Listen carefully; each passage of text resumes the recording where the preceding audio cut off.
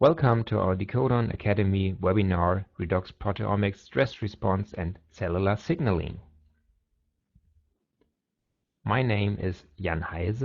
I'm the founder and CEO of NH Diagnostics, located in Halle, Germany.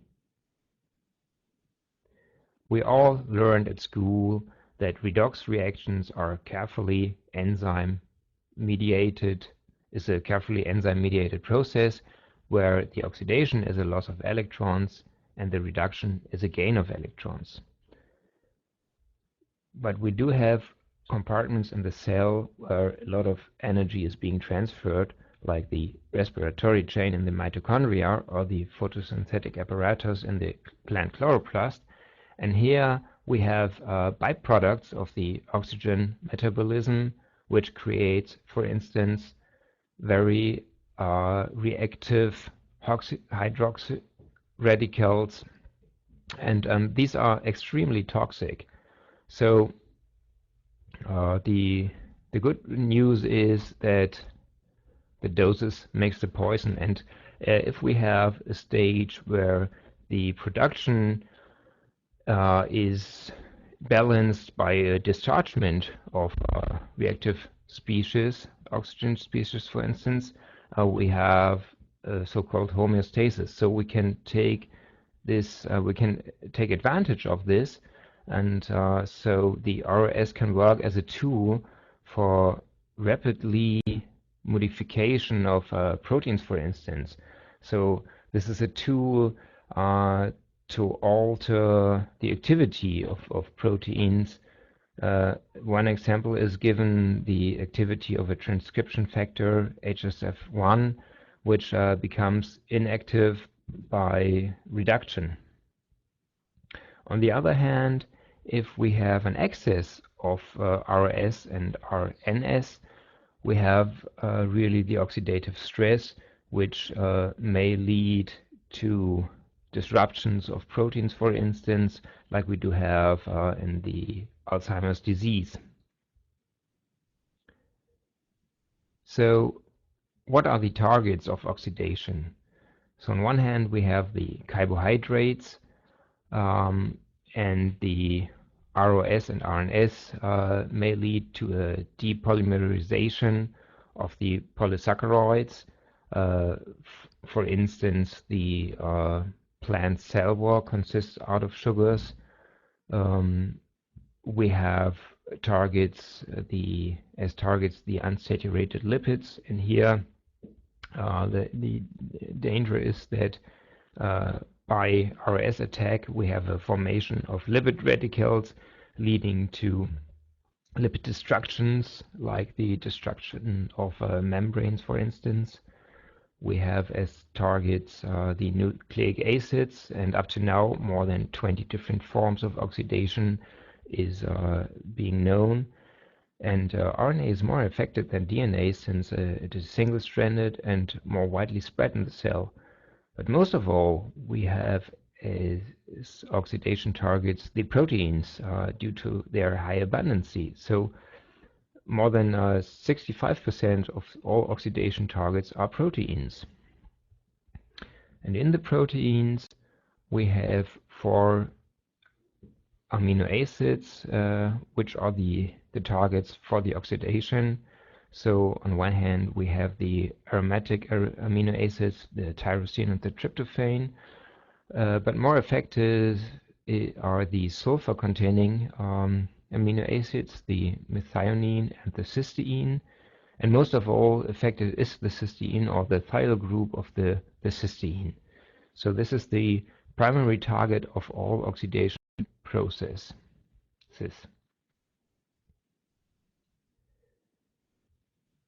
So if we look now more carefully on the cysteine residues, then these cysteine residues can be oxidized, so a thiol becomes, or a thiol group is then changed to a disulfide group. So we know this very well from the ternary and quaternary structures from the proteins. Or the thiol group can be oxidized to become the sulfinic acid or the sulfinic acid, or furthermore the sulfonic acid. And so this sulfonic acid here, when we have reached this step, this is irreversible, whereas the sulfinic acid, these steps are reversible, and also the switch between the thiol and the disulfide bound. So here we have three different tools for post-translational protein modification. Very interesting, and this can occur very rapidly. So I think most of us know that the phosphorylation events are very interesting, or a very powerful tool for protein post-translational modification. But also we should be aware that the cysteine oxidation is also a very interesting process.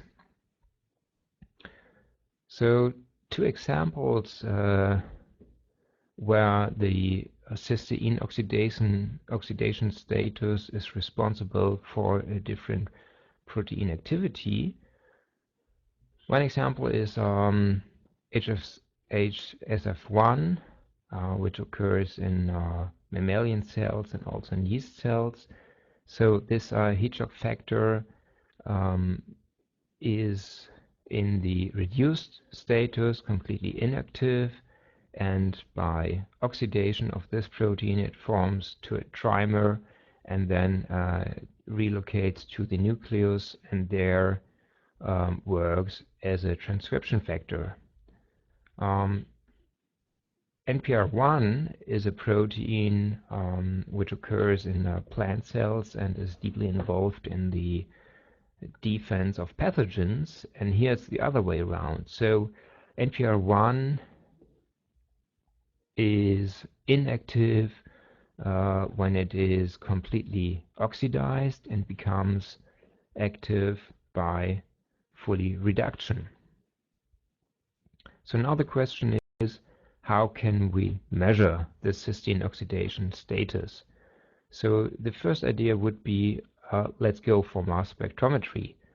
The problem is the conservation of the redox status during the analysis, and furthermore the problem is, and it's always tricky for mass spec analysis, going for post-translational protein modifications.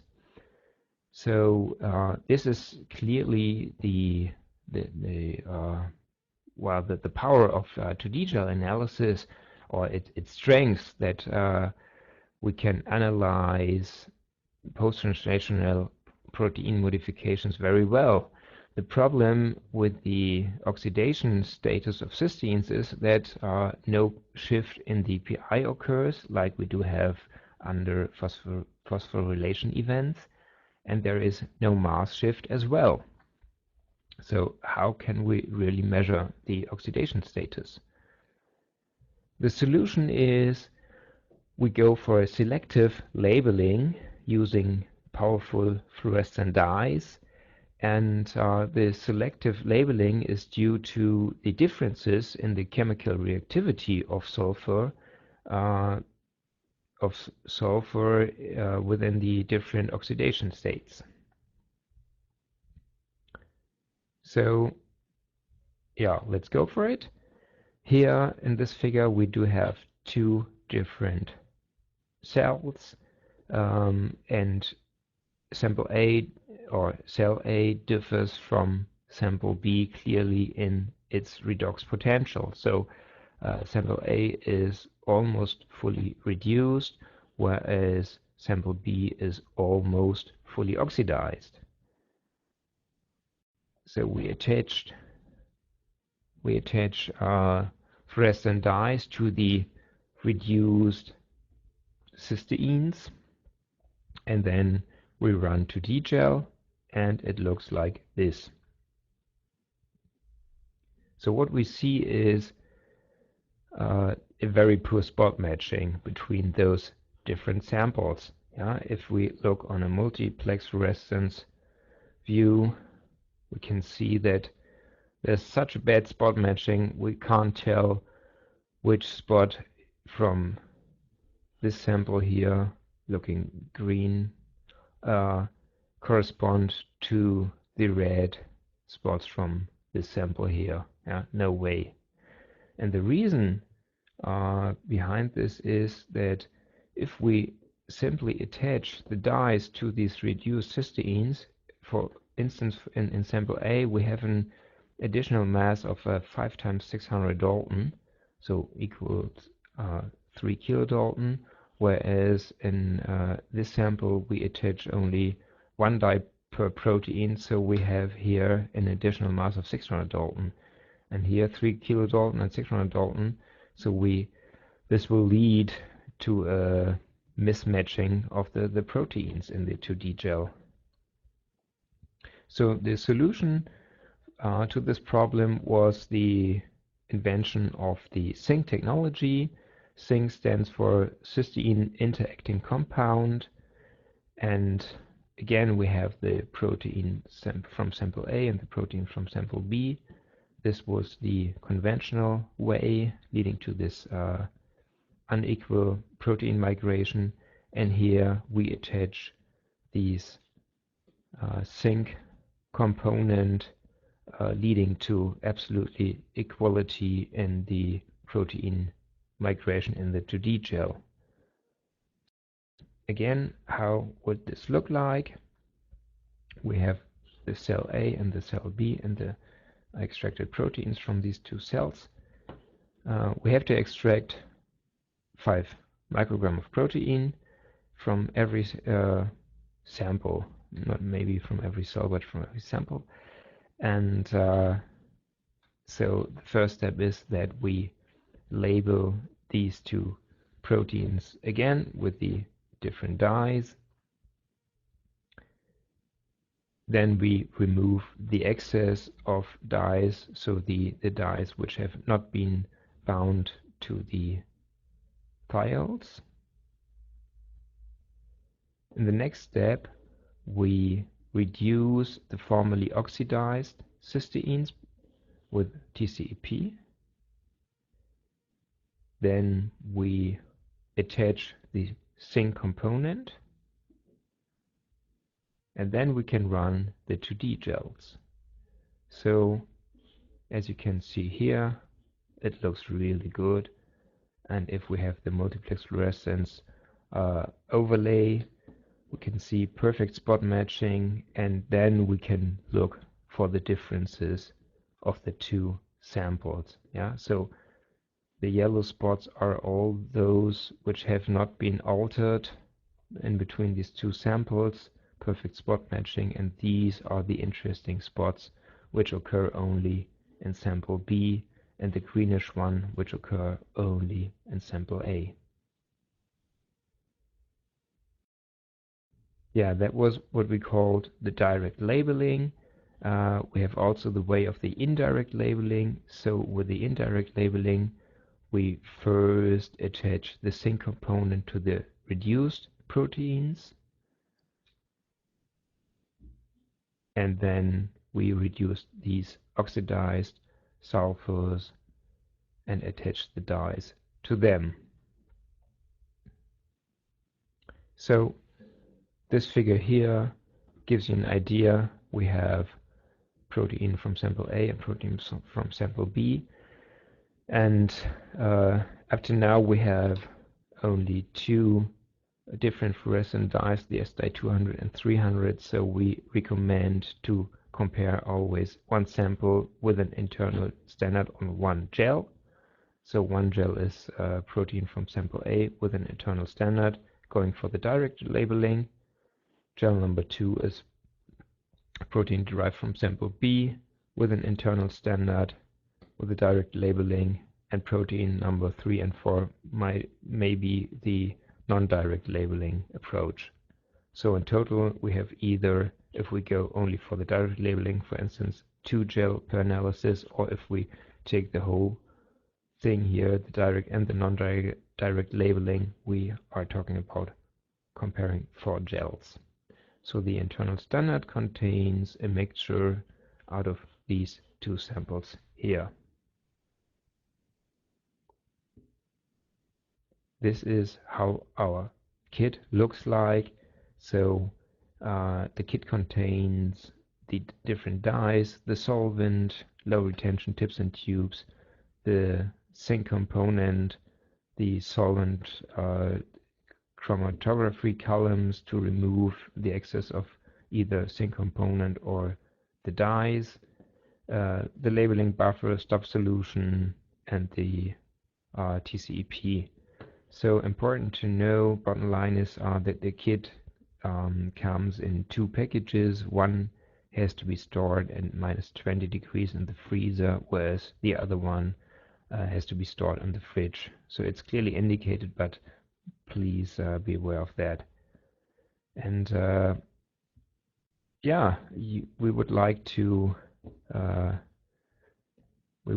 offer you some testing of our new Redox kits, and to test it we have a special kit, product number PR34-T. It contains sufficient material to run 4 gels, and we have a very nice discount on it right now. So if you're interested in, please send us an email to info@diagnostics.com. So thank you very much for the participation, and yeah, please go to our website, find more out at www.diagnostics.com. And now we are very happy to reply to your questions. So thank you very much again, and bye bye.